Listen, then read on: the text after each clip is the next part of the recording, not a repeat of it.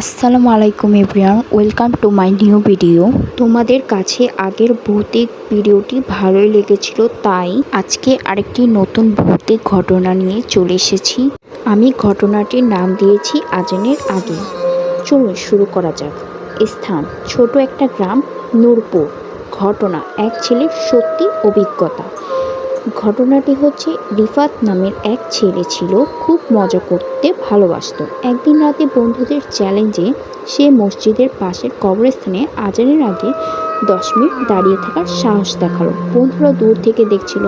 প্রথম 2-3 মিনিট সব ঠিকই ছিল।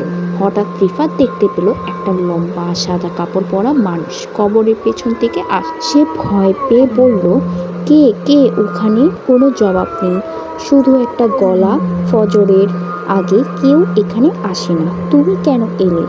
হঠাৎই তার শরীর জমে গেল, জিভ কাঁপছে, পা চলছে না। ঠিক তখনই দূরে মসজিদ থেকে ফজরের আজান শুরু হলো। আল্লাহু আকবার, আল্লাহু আকবার।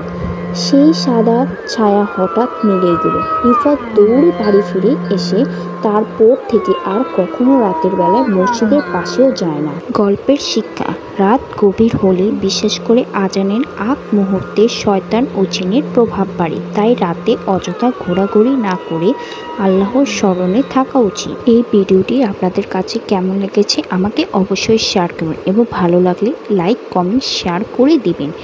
এবং আজকের জন্য এতটুকুই। আল্লাহ হাফেজ।